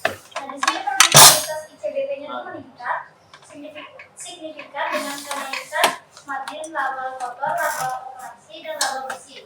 Kinerja ini mencerminkan efisiensi biaya serta kemampuan perusahaan mempertahankan pertumbuhan laba yang stabil. Terus yang keempat ada struktur pemodalan atau solvabilitas. Di sini struktur keuangan ICBP itu semakin kuat karena rasio utang terhadap aset dan ekuitas terus menurun. Perusahaan ini tuh mengandalkan modal sendiri lebih besar, menandakan risiko keuangan rendah dan posisi finansial yang aman. Terus selanjutnya ada dua analisis. Kenaikan ROE atau ICBP didorong oleh peningkatan margin laba dan efisiensi aset, sementara leverage-nya menurun. Artinya pertumbuhan laba bersumber dari kinerja operasional yang efisien, bukan dari penambahan utang. Terus selanjutnya yang terakhir ada market atau valuation. Di sini nilai PE-nya itu stabil, PB-nya itu meningkat, dan dividennya yang konsisten mencerminkan kepercayaan pasar yang tinggi terhadap ICBP. Pasar menilai ICBP sebagai perusahaan stabil dengan prospek pertumbuhan jangka panjang yang positif. Jadi kesimpulannya di sini secara keseluruhan IPDB itu memiliki kondisi keuangan yang kuat, efisien dan stabil selama 2 tahun dari 2022 sampai 2024. Perusahaan ini mampu menjaga pertumbuhan, laba dan kepercayaan investor, menjadikan salah satu entitas dengan fundamental terbaik di sektor consumer goods-nya. Sekian dari kelompok kami, terima kasih. Silakan. Nah, jadi untuk yang analisis yang sebelumnya itu apa sih masing-masing keunggulan dari komparatif analisis sama komposisi analisis? Karena kan itu tiap perusahaan pasti membutuhkan dua analisis tersebut. Lalu apabila perusahaan itu tampak baik hanya di salah satu analisis saja, seperti contohnya di komparatif analisis, namun ternyata tidak efisien atau buruk pada komposisi analisis, itu biasanya kondisi apa yang menyebabkan perusahaan terjadi mengalami kondisi tersebut?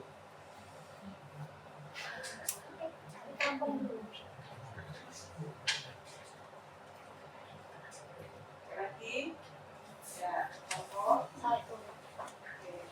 Apa ya, tadi kan sempat mention kalau rasio-rasio ini kan ada kelemahannya, kayak contohnya weighted dan sebagainya.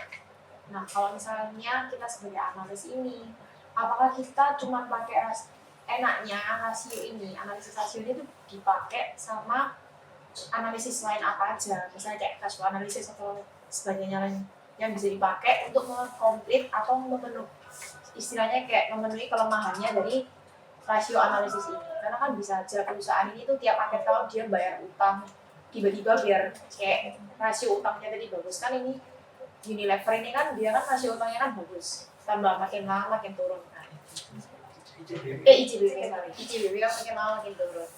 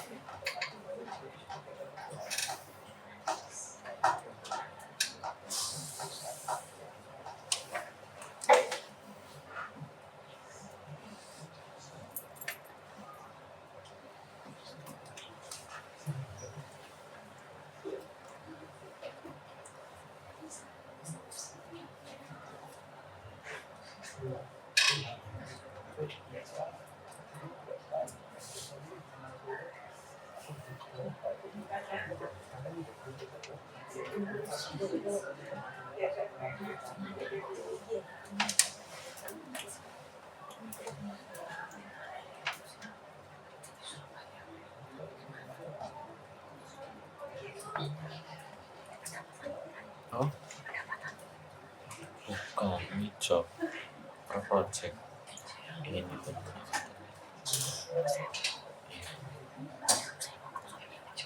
Aku nyewa. Kenapa? Sudah termasuk di kosnya. Jadi kosku ini harga kejual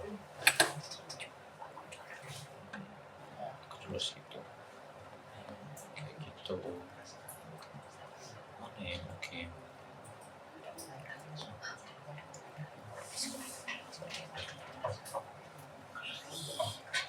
Kayaknya ini oke deh ya, oke deh. Ini juga oke. 300 kalau nggak salah. Ini nih 300 ini. Habis sih. Itu jawaban itu kondisinya tuh biasanya tuh terjadi karena perusahaan itu mengalami peningkatan pendapatan secara nominal dari tahun ke tahun.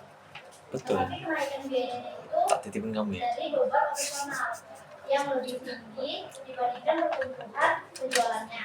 Pati lagi nih. Jadi itu akibatnya meskipun angka-angka terlihat naik dalam komparatif analisis, proporsi biaya terhadap penjualan atau aset itu menjadi lebih besar Nah, pada semangat dosen. kemampuan saya Kayak sebagai dosen senior. harus tahu Jadi itu jadi yang Tigers, menunjukkan bahwa perusahaan itu Tiger apa namanya? efisien dalam mengelola sumber daya dan sumber daya. renovasi Tiger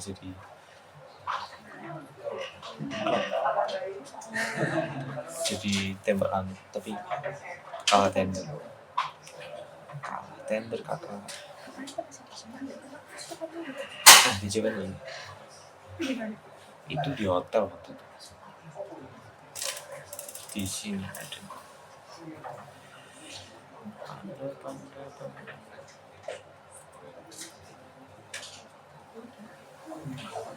atau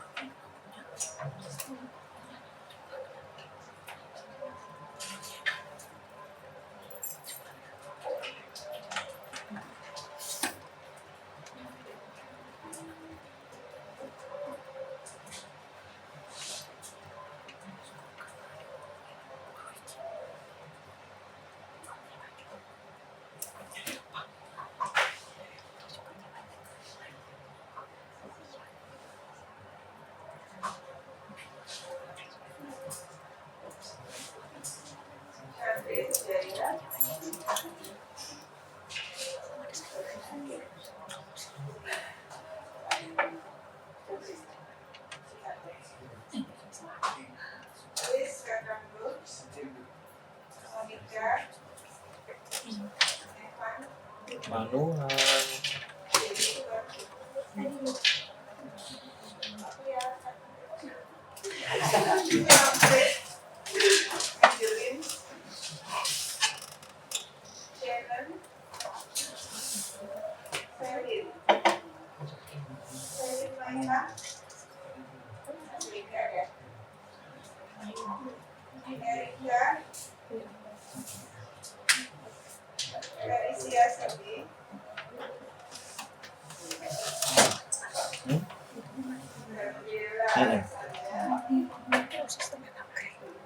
gue kira sistem tapi sistem ribet karena sebenarnya oh Jember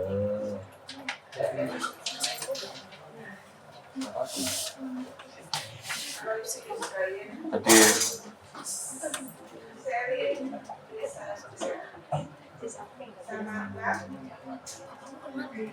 yo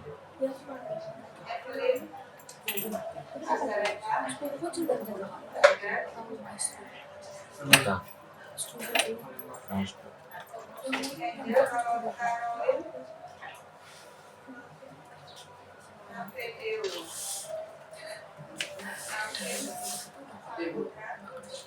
oh iya enggak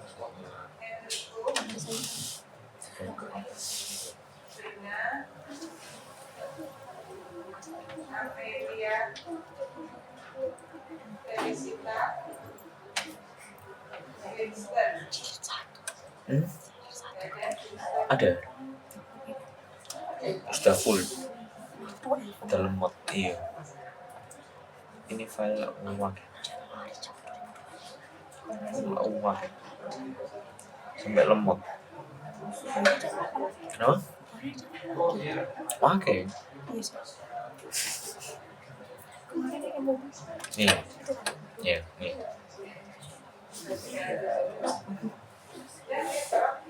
gue doang Izin jawabnya sedikit lagi, gimana cara mengatasi keterbatasan ini?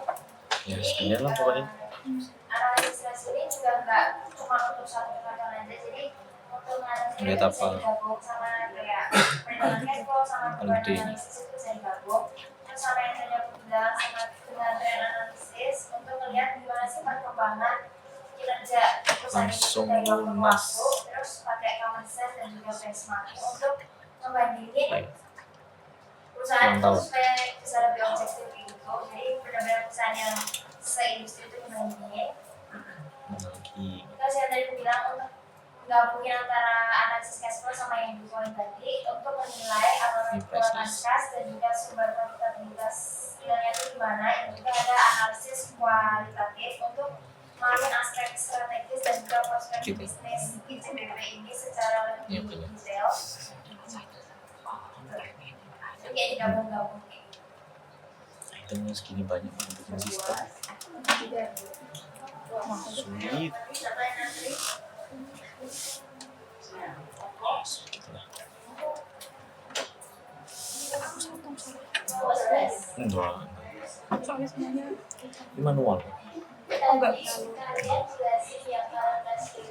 Kalau gitu rumusnya per ini mesti canggih orang sih bikin. Ini lookup bla bla bla bla cek. Ini lookup bla bla bla. Terus total kayak gitu kan.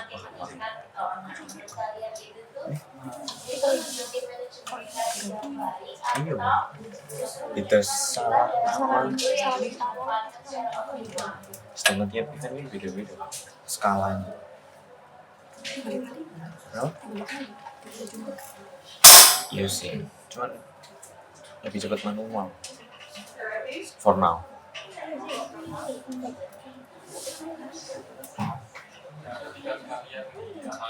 Nih.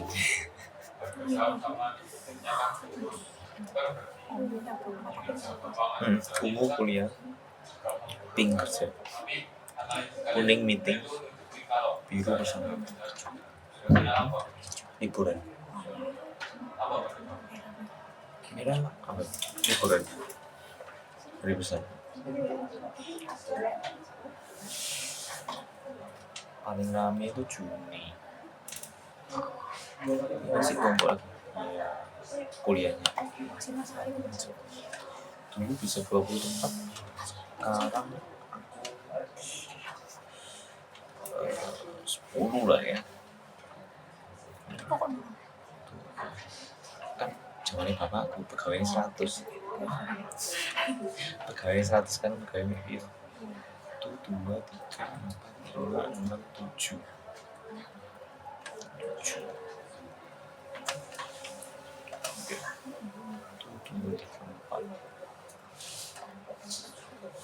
3 ya sepi.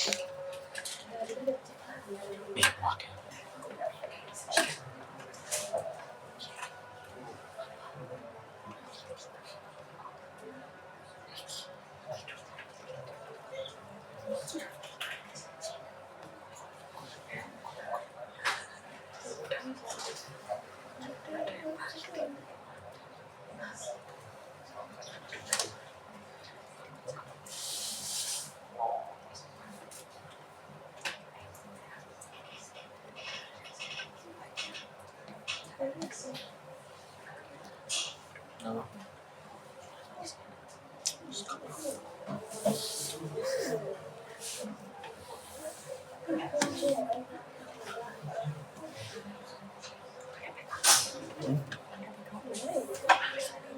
tuh kan ini online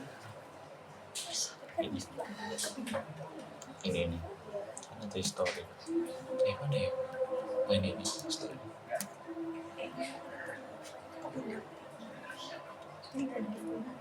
oh nggak apa-apa ini kan ada banyak sampai sini ini kita tak sih sebagai email toh jadi siapapun bisa sekretaris, admin, operation, aku, bukuku, bapakku, iPadku maksudnya. Terus restricted aman. Jadi kan di tag siapapun yang buang bisa di restore. Enaknya tipe di Excel. Ini connection drive. Asal ya. Itu. Nyambung. Iya.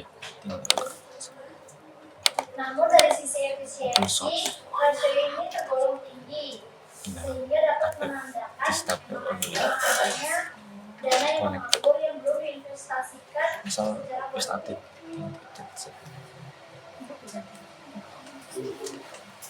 ini memang manual. Mari kita pakai ini PLK.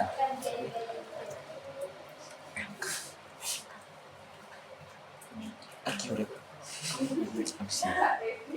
Sudah lama. Iya,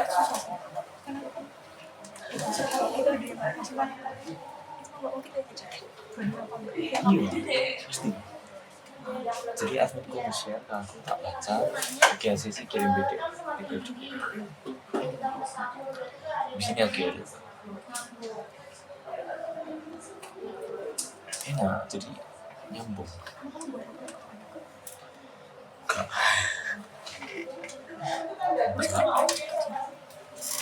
Pakai mas 0,5%.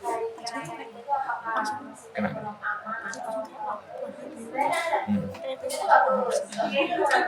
0,5 final. Lagi jilid 1. Oh, oke. Sampai 200 sheet.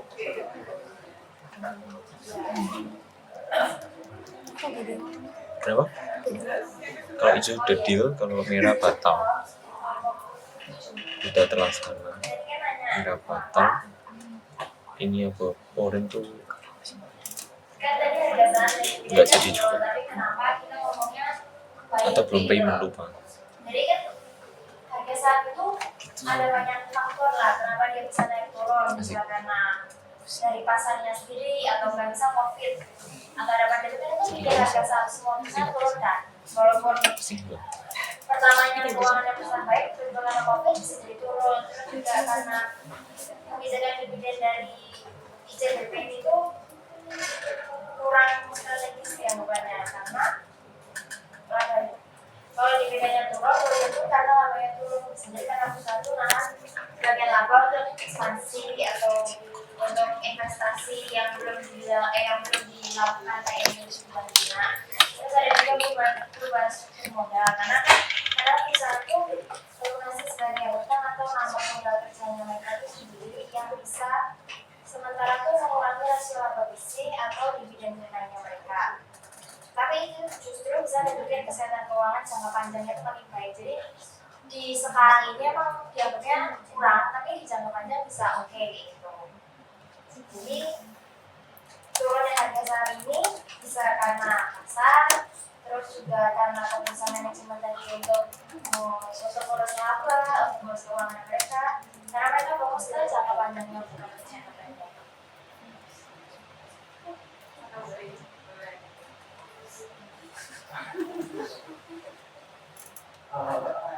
Jadi perusahaan itu ada yang setahun itu bisa bagi dividen itu sampai 4 kali. Nah, kalau menurut aku sendiri kayaknya lebih baik terus normalnya itu kan perusahaan bagi dividen cuma 2 kali. Terus 2 kalinya lebih baik dimasukkan di modal perusahaan supaya perusahaan itu bisa meningkatkan aset atau infrastruktur kalian. Nah, kalau misalnya ada perusahaan yang sampai membagi dividen 4 kali itu menurut kalian itu tujuan utamanya apa? Sama pertanyaan satunya itu kalau misalnya penghasilan perusahaan itu minus, perusahaan bisa bagi dividen atau enggak? Enggak.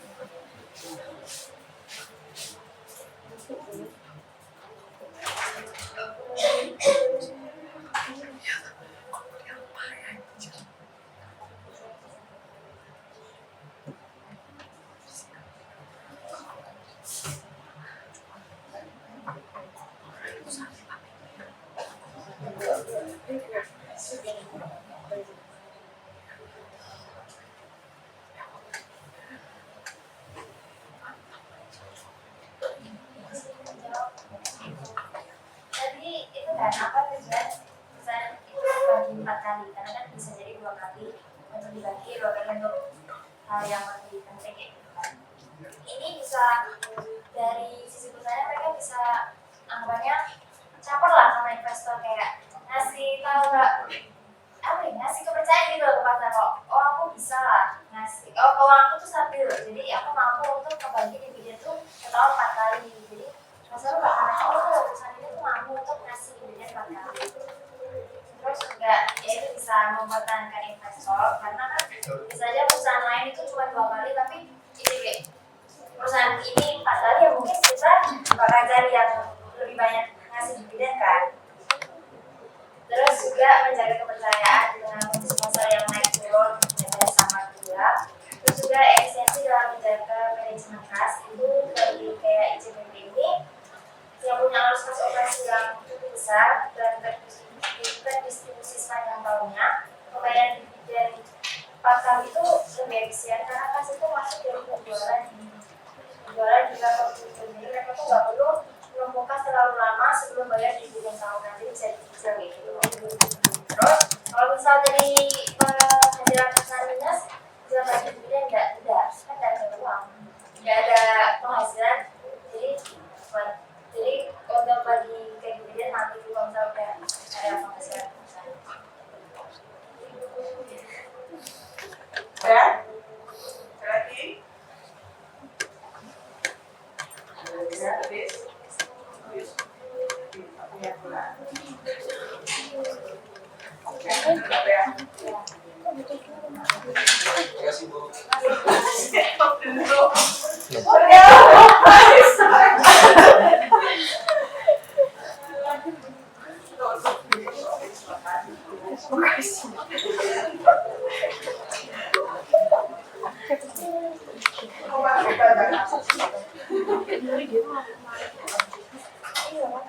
Oke, kalau tema rasio ini bukan hal yang asing ya. Jadi pertanyaannya cukup bervariasi. Kita kan ada sudah kenal rasio sudah dari KF ya. Nah, tinggal mengaplikasikan. Cuman tapi kayaknya nggak banyak yang baca CRK ya. Baca nggak CRK? Baca? Misalnya Unilever kok sering turun, kenapa sih? Kenapa rasionya kok rata-rata hampir semua turun ya? Mereka mau beli apa? Kayaknya Jalan aja buat masukin angka. yang ICBP ini karena industrinya beda ya, kayaknya jadi kita nggak bisa compare. Kenapa kok yang ini naik, yang ini turun? Ya. Jadi kalau kita sebagai investor juga kita harus lihat industrinya ya, kalau mau compare kemana itu betul-betul aku tuh invest di ICBP aja kan saya naik dulu juga. Bisa jadi industrinya ICBP itu semuanya naik dan kenaikannya ICBP mungkin lebih kecil dibanding yang lain ya. Jadi juga dengan Unilever. Unilever mungkin di industrinya juga semuanya turun. Tapi bisa jadi Unilever penurunannya lebih kecil dibanding yang lain. Ya, jadi kalau kita sebagai investor ya sekarang kita harus bahas, jadi kita melihat di mana sih yang bagus. Nah kedua kalau dua ini ditampilkan tadi kan kelihatan kontras deh, yang satunya kok turun semua hasilnya, yang satunya lebih banyak yang naik. Kalau ICBP dibaca nggak kira-kira penyebabnya apa sih? Sebenarnya cashnya kok naik terus ya. Cashnya kalau banyak kok benar ada yang nganggur atau ada tujuan lain, baca nggak? Pasti bisa. Nah, baca wis cari ya, berarti itu analisis rasio tidak hanya lihat angka, tapi juga lihatlah kembali itu ya. Ini kita sudah bahas ini ya. Jadi kenapa sih kok angkanya belum naik atau turun? Nah, itu silakan dilihat sebenarnya. Apakah ada kebijakan? Saya tadi cashnya disimpan lebih banyak, tapi karena baru dividen lagi. Misalnya, ya, misalnya dia mau dividen di periode itu, maka dia simpan cashnya lebih besar. Ya. Terus jadi yang penting kita harus lihat industrinya dulu, jadi analisis industri sama rasio. Jadi kalau kita mau invest kan harus membandingkan ya. Yang kedua temukan penyebabnya. Jadi dari CRK paling gampang ya. Kalau kita mau lihat disclose ya dari CRK atau annual report. Kalau kita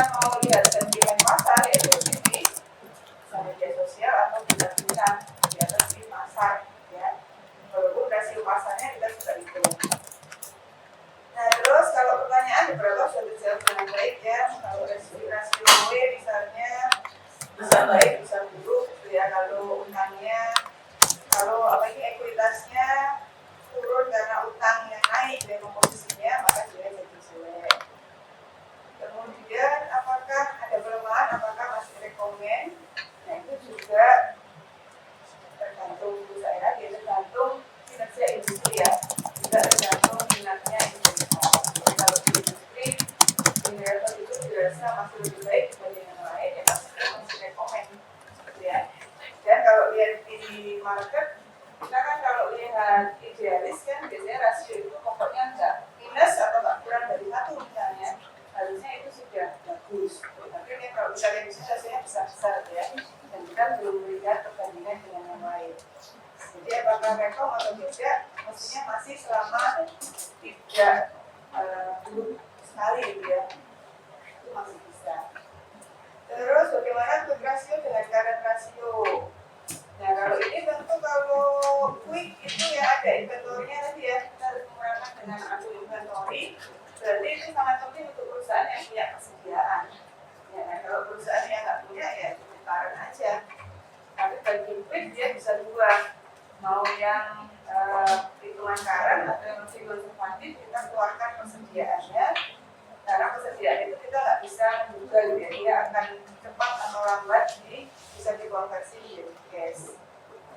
Jadi khususnya untuk perusahaan-perusahaan yang punya persediaan, maka quick ratio itu sangat perlu dilakukan. Terus kalau net profit margin naik, apakah EPS pasti naik? Itu sudah dijawab ya, harusnya enggak juga. Namun dari angka-angka yang membentuk rasio itu.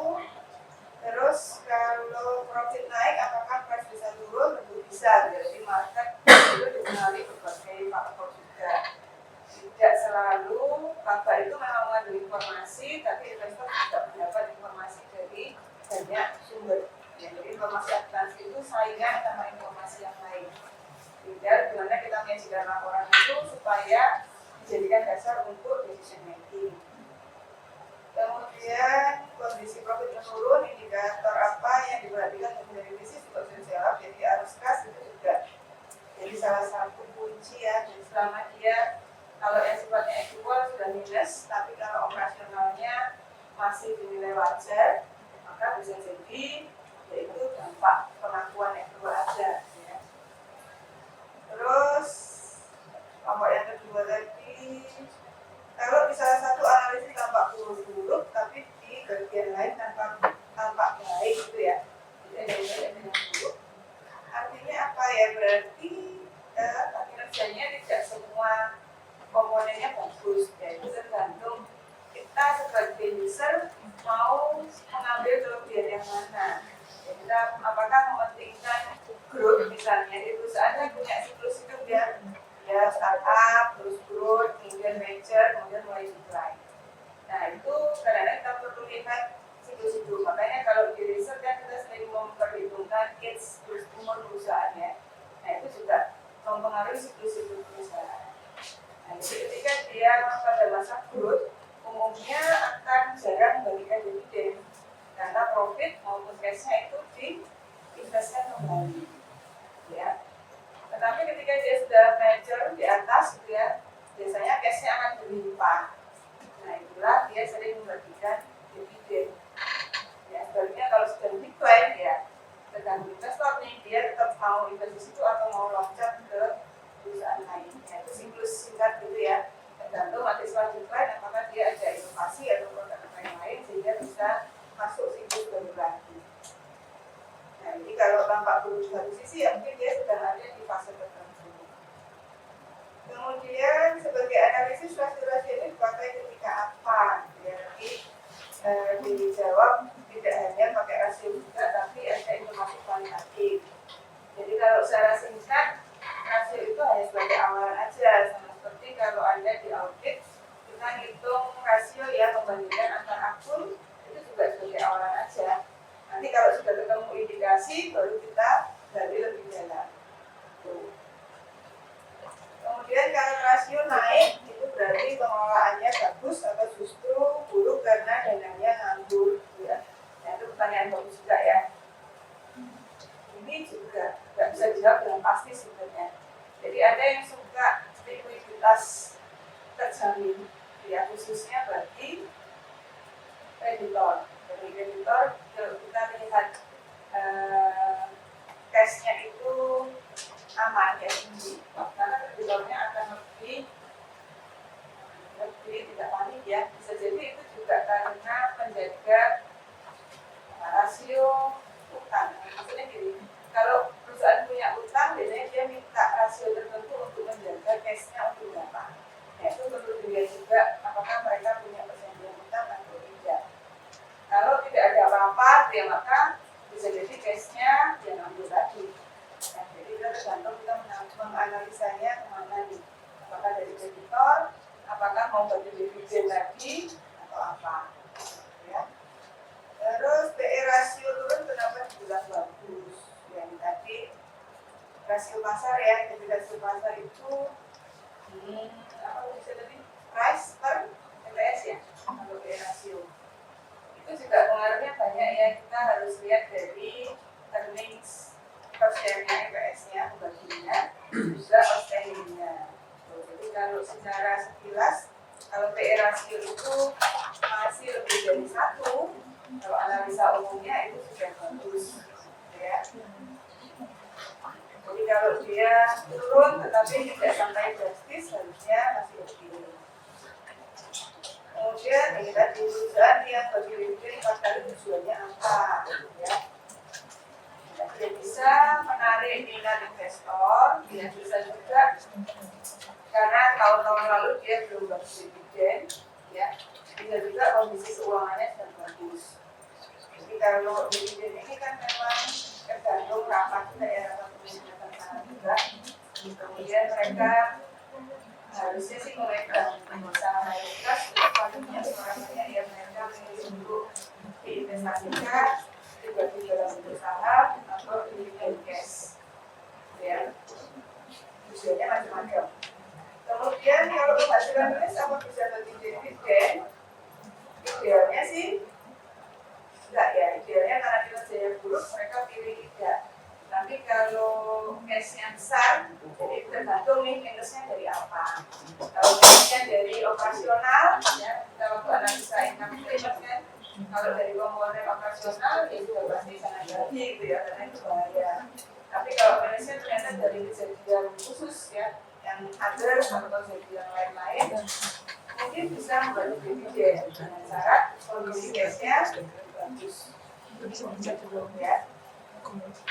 Nah, jadi itu jelas kalau kita lihat dari yang sudah diaplikasikan di dua industri, harusnya kita bisa lihat dua sisi ya, ada kondisi yang naik dan ada yang turun.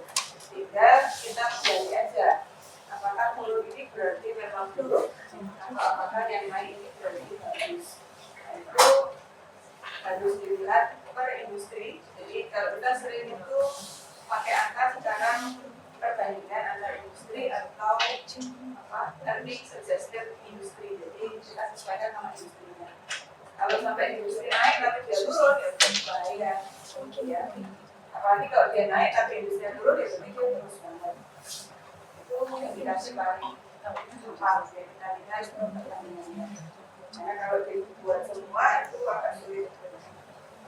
Terus dari penyebab lainnya berarti di CALK atau di dia ya pengungkapan selain di laporan keuangan juga bisa jadi ada ya. Itu yang biasanya dipakai juga oleh analis untuk memprediksi harga di kemudian hari. Ya, ada pertanyaan lagi? Ya, belum jelas. Rasio. Cukup? Cukup enggak? Oke, terima kasih Alexander dan membagi ilmunya. Diskusi. Terus berarti tinggal minggu depan dari UTS. Kalau saya dengar dari Bu Irin, UTS-nya offline ya. Di ruangan bisa jadi tertutup. Ditunggu minggu depan sampai masuk yang Irin juga ya. Nah, jadi sudah ada. Oke, kalau itu ya. Terima kasih sampai selamat sore. Terima kasih. Sekarang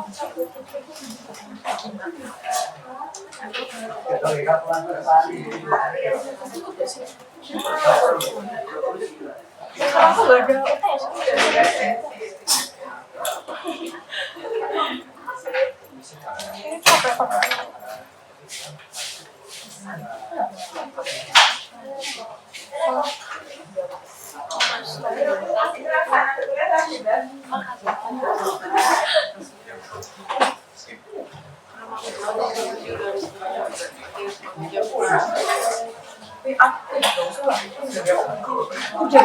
Ini